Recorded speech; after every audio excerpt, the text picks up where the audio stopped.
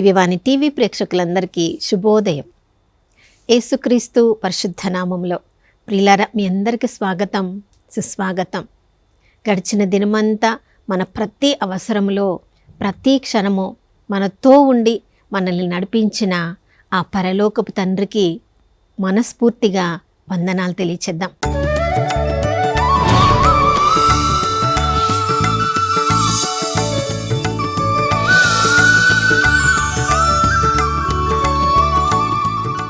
దేవుని ప్రేమ తరిగిపోలేదు, ఆయన కరుణ సమసిపోలేదు. ఈ నూతన ఉదయంలో కూడా తన నూతన ప్రేమను, కరుణను మనందరిపై కుమ్మరించారు. ఎందుకంటే ఆయన నమ్మదగిన దేవుడు, విశ్వసనీయుడు అని విలాపగీతంలో 3వ అధ్యాయము 22, 23 వచనాల్లో మనం చదువుతూ ఉన్నాం. ప్రియులారా, దేవుడైతే ప్రేమ కలిగి ఉండి ప్రతిరోజు మన అవసరములను తీరుస్తూ ఉన్నారు. తన ప్రేమను మన మీద కుమ్మరిస్తూ ఉన్నారు. ఏ రోజు కూడా ఈరోజు నీ అవసరం తీర్చను, ఈరోజు నీ కొరకు నేనేం చేయను అని ఆ ప్రభు ఎప్పుడైనా ఒక్క మాట పలికి ఉండుంటే ప్రియులారా, ఈరోజు మనం ఏమైపోయి ఉండేవాళ్ళమో. నిస్వార్థంగా ఆ దేవుడు ప్రతి క్షణము మనల్ని ప్రేమిస్తూ ఉన్నారు. కాబట్టి ఈ అంధకార లోకంలో ఆ దేవుని ప్రేమను అనుభవిస్తున్న మనము ప్రియులారా, మరి ఇతరులకు అదే నిస్వార్థ ప్రేమను అందించగలుగుచున్నామా? అందుకనే ఫిలిప్పీలకు రాసిన లేఖ 2వ అధ్యాయము 3వ వచనంలో ప్రభు చెప్తున్నారు, నిస్వార్థంతో, అహంభావముతో కాకుండా, గర్వముతో కాకుండా మీరు నిస్వార్థముతో ఒకరినొకరు అర్థం చేసుకొని ఇతరులను మీకంటే హెచ్చైన వారిగా భావించి ఒకరినొకరు ప్రేమించుకొనుడు, ఒకరినొకరు అర్థము చేసుకొనుడు. పిల్లలు చూడండి, చిన్న పిల్లలు కూడా తమ తల్లి తమను కాకుండా ఎవరినైనా ఎత్తుకుంటే వెంటనే ఆ పిల్లలు ఏడుస్తారు. ఎందుకు? మనం ఈ లోకంలో జన్మ పాపంతోటే మనం జన్మించినప్పుడు ఆ సైతాని యొక్క ప్రభావము ఆ పిల్లల మీద పనిచేస్తూ ఉంటుంది. కాబట్టి ఆ పిల్లల్లో, ఆ చిన్న పిల్లల్లో కూడా స్వార్థం. మా అమ్మ నన్నే ఎత్తుకోవాలి, నన్ను కాకుండా ఇంకెవ్వరిని ఎత్తుకోకూడదు. కానీ ప్రియులారా, మనం ఎప్పుడైతే జ్ఞానస్నానం పొంది ఆ ప్రభు యొక్క పరిశుద్ధాత్మను మనం స్వీకరించి ఉన్నామో, ఆ స్వార్థపు ఆలోచనలు మన నుండి పూర్తిగా తీసివేయబడి జీవించున్నది నేను కాదు, క్రీస్తే నాలో జీవిస్తున్నాడని చెప్పగలిగే ఉన్నత స్థితిలోనికి మనల్ని లేవాలని ప్రతిరోజు కూడా ప్రభు మనల్ని ఆహ్వానిస్తూ ఉన్నారు. కానీ మనమేమో అహంభావంతో మనల్ని మనము గొప్పగా చేసుకుంటూ ముందు మన అవసరాలు తీర్చబడాలి, మనల్ని అందరు గౌరవించాలి, మనము అందరి చేత మెప్పించబడాలి, మనము ఒక ప్రాముఖ్యమైన స్థానంలో ఉండాలి, అందరూ మనల్ని గొప్పగా చెప్పుకోవాలని స్వార్థంగా ప్రతిరోజు మన ప్రార్థన కూడా ప్రభువా నా ఈ అవసరం తీర్చు, ఆ అవసరం తీర్చు అని అవసరాల పెద్ద పట్టికనే చెప్తాం. కానీ ప్రభువా, ఈరోజు యేసు ప్రభు యొక్క ప్రేమగల హృదయాన్ని నాకు ఇవ్వయ్యా, యేసు ప్రభులాగా నిస్వార్థంగా ఈ లోకంలో జీవించాలని ఎప్పుడైనా ప్రార్థన చేశామా ప్రియులారా? చూడండి, యేసు ప్రభు ఈ లోకంలోనికి వచ్చిందే తండ్రి యొక్క ప్రేమను ఈ లోకంలో ప్రచురం చేయడానికి. యోహాను సువార్త 3వ అధ్యాయం 16వ వచనం మనం చదువుతున్నాం. దేవుడు లోకంని ఎంతో ప్రేమించారు కాబట్టి తన ఏకైక కుమారుణ్ణి మనందరి కొరకు ప్రసాదించడం ద్వారా ఎవరెవరైతే ఆ ప్రభుని అంగీకరిస్తారో వారు నశింపక నిత్య జీవం పొందాలని. ప్రియులారా, మనం నశించకూడదు, నిత్య జీవం పొందాలంటే నిస్వార్థంగా మనము జీవించాలి. నిస్వార్థంగా జీవించడం అంటే ప్రేమ కలిగి జీవించడం. ప్రేమ కలిగి జీవించడం అంటే మనం కొరింథీయులకు రాసిన మొదటి లేఖ 13వ అధ్యాయంలో 4వ వచనం మనం చదువుతున్నాం. ప్రేమకు స్వార్థము లేదు, ప్రేమకు డంబము లేదు, ప్రేమకు గర్వము లేదు, ప్రేమకు తన సొంతమే నేను చెప్పిందే జరగాలన్న గర్వము, అహంభావము లేదు.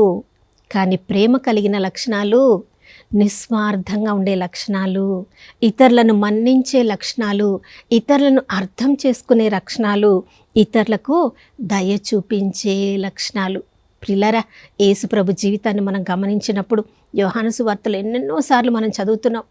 తన ప్రాణ త్యాగము ద్వారా మనందరినీ కూడా తండ్రితో సఖ్యపరచడానికి తండ్రికి విధేయించి ఈ లోకంలో తన పరలోక సింహాసనాన్ని వదిలి ఒక మానవ మాతృడుగా, సాధారణ వ్యక్తిగా ఈ లోకంలో ప్రభువు జన్మించినప్పుడు, ఆ ప్రభువు తండ్రి చెప్పిన ఆజ్ఞల్ని పాటిస్తూ జీవిస్తున్నప్పుడు దానిని అర్థం చేసుకోలేని ధర్మశాస్త్ర బోధకులు, పరిసయ్యులు ఆ ప్రభు ప్రేమను, ప్రభు జీవిత విధానాన్ని అర్థం చేసుకోక ఎన్నిసార్లు ఆయనను రాళ్లతో కొట్టడానికి ప్రయత్నించారు, కొండల నుంచి కింద పడేయడానికి ప్రయత్నించారు.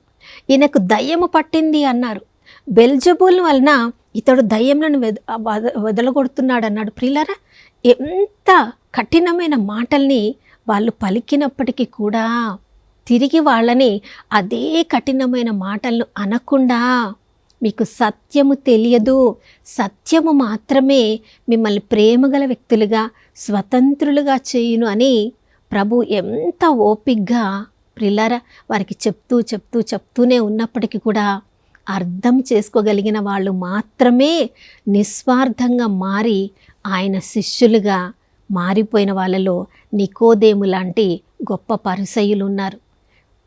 సౌలు భక్తుడు కూడా, ఆయన కూడా బాగా చదువుకున్న ధర్మశాస్త్ర బోధకుడు, పరిసయ్యుడు అయినప్పటికీ కూడా యేసు ప్రభు యొక్క దర్శనాన్ని చూసిన తర్వాత, ఆయన స్వరాన్ని విన్న తర్వాత తనలో ఉన్న గొప్ప గొప్ప గుణాలన్నిటిని కూడా చెత్తలాగా, మురుగులాగా భావించి స్వార్థముతో వాటిని పట్టుకొని ఉండకుండా, నా గతాన్ని వదిలి నేను ముందుకు సాగిపోతూ ఉన్నాను, నా దృష్టిని నా పందెపు బహుమానం మీద నేను పెట్టి ఉన్నాను అంటున్నాడు. ప్రియులారా, చూడండి, ఈ స్వార్థం అనేది మనం ఈ మనిషిని దేవుడు లోకంలో సృజించిన అప్పటి నుంచే దుష్టుడు మనుషులను స్వార్థముతో నింపాడు.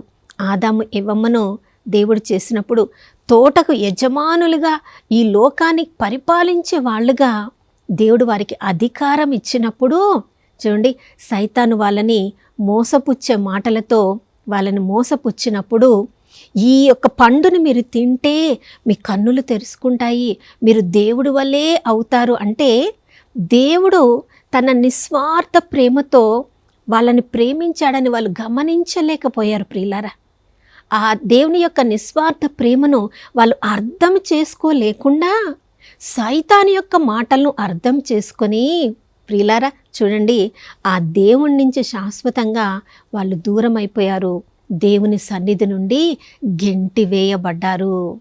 ఆ ఏవమ్మ గర్భంలో పుట్టిన కయ్యను కూడా స్వార్థముతో ఏదో కొంచెము కానుకను దేవుడికి అర్పించాడు. కానీ మేలైన కానుకను అర్పించి ఉంటే దేవుడు ఆబేలు కానుకను స్వీకరించినట్లు కయ్యను కానుకను కూడా స్వీకరించేవాడే.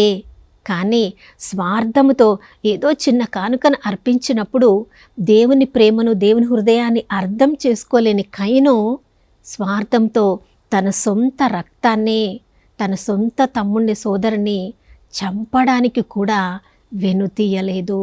స్వార్థంతో ఉన్నప్పుడు ప్రియులారా, ప్రేమ దగ్గరికి కూడా రాదు. కానీ స్వార్థంతో ఈ లోకంలో మనం జీవిస్తూ ఉన్నామంటే సైతాను అధికారంలో ఉన్నట్లు.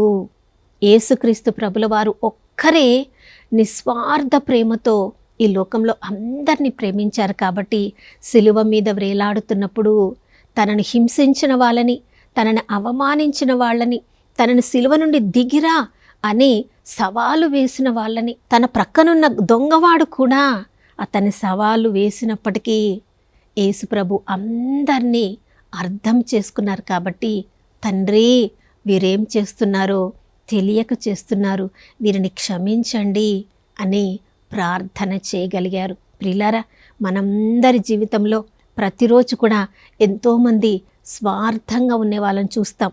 మన వ్యక్తిగత జీవితాలను మనం పరీక్షించుకుంటే ఎన్నిసార్లు మన స్వార్థపర జీవితము ద్వారా ఇతరులకు మోసం చేశామేమో, ఇతరులను గాయపరిచామేమో, ఇతరులకు కన్నీరికి మనం కారణమయ్యామేమో.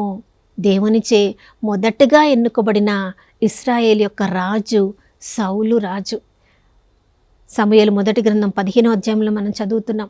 అమాలేకుల మీద యుద్ధం చేసి అందరినీ కూడా ఆ యొక్క అమాలేకుల జాతినంతటా నశింపచేయమని చెప్పినప్పుడు దేవుని యొక్క చిత్తానికి అతడు విధేయించకుండా, చూడండి, స్వార్థంతో కొన్ని యొక్క పశువుల సంపదను తీసుకొని వచ్చినప్పుడు, అగాగి రాజును చంపకుండా వచ్చినప్పుడు సమూయేలు ప్రవక్త ద్వారా దేవుడు సౌలు రాజుతో మాట్లాడుతున్నాడు. దేవునికి ఇష్టమైనది విధేయత కదా, బలులు కాదు కదా. ప్రియులారా, మనం స్వార్థంతో ఎంతో కూడబెట్టి అందులో నుంచి కొంచెము దేవుడికి ఇచ్చి, దేవుడికి కూడా నేను బలి ఇచ్చాను కదా, ఇక మిగతా అంత నాది అని మనల్ని మనం సంతోషపరుచుకుంటున్నామేమో. 2 నాణములు కలిగిన స్త్రీ స్వార్థముతో తన జీవితాన్ని కూడా ప్రక్కన పెట్టేసి ఆమె నిస్వార్థంగా తనకు ఉన్నదంతా కూడా ఆ యొక్క కానుకల పెట్టెలో వేసినప్పుడు ఆమె యొక్క కానుకను సృష్టికర్త గమనించాడు. ప్రియులారా, మనము నిస్వార్థంగా మాట్లాడే ప్రతి మాట, నిస్వార్థంగా చేసే ప్రతి క్రియ మనుషులు గుర్తించకపోవచ్చు, కానీ నీలో జీవిస్తున్న పరిశుద్ధాత్మ దేవుడు గమనిస్తూ ఉన్నాడు. మొదటి రాజుగా దేవునిచే తృణీకరింపబడిన సౌలు స్థానంలో దేవుడు దావీదును రాజుగా ఎన్నుకున్నప్పుడు అది తట్టుకోలేక సౌలు రాజు దావీదును చంపాలని మరలా ప్రయత్నించినప్పుడు దావీదుకు కూడా సౌలు రాజును చంపగలిగిన ఆ అవకాశములు దొరికినప్పటికీ స్వార్థముతో దాన్ని పట్టుకొని వ్రేలాడక, చూడండి, దావీదు రాజు యొక్క అభిషేకానికి విలువనిస్తున్నాడు. దేవునిచే అభిషేకింపబడిన వారికి నేను ఎలా హాని చెయ్యగలను? ప్రియులారా, నిస్వార్థ పరులకు ఉండే గుణలక్షణాలు అవి. తమను తాము తగ్గించుకొని అందరిని హెచ్చించడానికి, అందరిలో దేవుణ్ణి చూడడానికి నిస్వార్థ పరులు ప్రయత్నిస్తారు. ప్రియులారా, కొన్నిసార్లు మనం నిస్వార్థంగా జీవిస్తున్నప్పుడు ఎవరు మనల్ని లెక్క చేయకపోవచ్చు, ఎవరు మనల్ని గమనించకపోవచ్చు, కానీ కొన్నిసార్లు మన సొంత కుటుంబ సభ్యులే గమనించకపోవచ్చు. పర్వాలేదు, దావీదు బాలుడుగా ఉన్నప్పుడు తన తండ్రి ఈషాయ గమనించలేదు, ఒక కుమారుడిగా అక్కడ పిలిపించలేదు. సమూయేలు ప్రవక్త ఒక కుమారుని అభిషేకించడానికి వచ్చినప్పుడు పర్వాలేదు, కానీ సృష్టికర్త మనల్ని గమనిస్తూ ఉన్నప్పుడు ఎంత కృప, ఎంత ధన్యత. దేవుడు దావీదును రాజుగా ఎన్నుకున్నప్పుడు ఆయన రాజరికాన్ని ఎవ్వరు కూడా ఆపలేకపోయారు. ఆయన నిస్వార్థ జీవితము వలన పొందిన అభిషేకాన్ని ఎవ్వరు కూడా తీసివేయలేకపోయారు. అందుకనే దావీదును దేవుడు నా హృదయానుసారుడు అన్నాడు. నా ప్రియ సహోదర సహోదరి, ఈరోజు మనం నిర్ణయించుకుందాం, ఈరోజు చేసే పనులన్నిటిలో కూడా ప్రభా నిస్వార్థంగా నేను మాట్లాడాలి, ఆలోచించాలి, జీవించాలి, అందరిలో నిన్ను చూడాలి, అందరినీ నాకంటే హెచ్చైన వారిగా నేను భావించాలి, అందరితో పరస్పరము నేను ప్రేమ కలిగి అయ్యా నీ వలే నేను అందరినీ కూడా నిస్వార్థంగా ప్రేమించాలి. అటువంటి అభిషేకాన్ని నాకు అనుగ్రహించమని మనం అందరం కలిసి ప్రార్థించుకుందాం. నాతో కలిసి ప్రార్థనలు ఏకీభవించండి. పరిశుద్ధమైన దేవానికి స్తోత్రములు తండ్రి. అయ్యా, ఈ లోకంలో నిస్వార్థంగా మేము జీవించగలిగితేనే ప్రభా జాతి, మత, కుల ఏ వైరుధ్యాలు లేకుండా అందరిలో మిమ్మల్ని చూడగలము తండ్రి. అందరూ కూడా మీచే సృజింపబడిన వాళ్ళు, మీ ద్వారా జీవము కలిగి ఈ లోకంలో జీవిస్తున్నవారు. ప్రభా, నిస్వార్థపు చూపును మాకు అనుగ్రహించండి ప్రభా. మా హృదయంలో ఎటువంటి అరమరికలు లేకుండా అందరిలో మిమ్మల్ని గమనించగలిగిన మంచి హృదయాన్ని మాకు అనుగ్రహించండి. ఇప్పటి వరకు స్వార్థముతో మమ్మల్ని మేము ఎక్కువ చేసుకోవాలని అహంభావంతో, గర్వముతో మేము జీవించినట్లయితే మమ్మల్ని క్షమించి ప్రభా నిజమైన ప్రేమతో నడిపింపబడే వారిలాగా ఈ నూతన ఉదయంలో మమ్మల్ని దీవించండి. అననీయ సఫీరా ఏ విధంగా స్వార్థముతో తాము అమ్ముకున్న పొలంలో కొంత డబ్బును నాయన దాచిపెట్టుకొని చివరి వరకు వాళ్ళ ప్రాణాలనే కోల్పోవలసి వచ్చింది. అయ్యా, లోకమంతా సంపాదించి స్వార్థముతో నాయన ధనరాశులను కూడబెట్టుకొని మా ఆత్మను మేము కోల్పోయినట్లయితే మేము ఈ లోకంలో ఏమి సాధించగలం? ఈ లోకం నుండి నీ దగ్గరికి వచ్చినప్పుడు ఏమి మేము ఈ లోకం నుండి తీసుకొని రాగలం?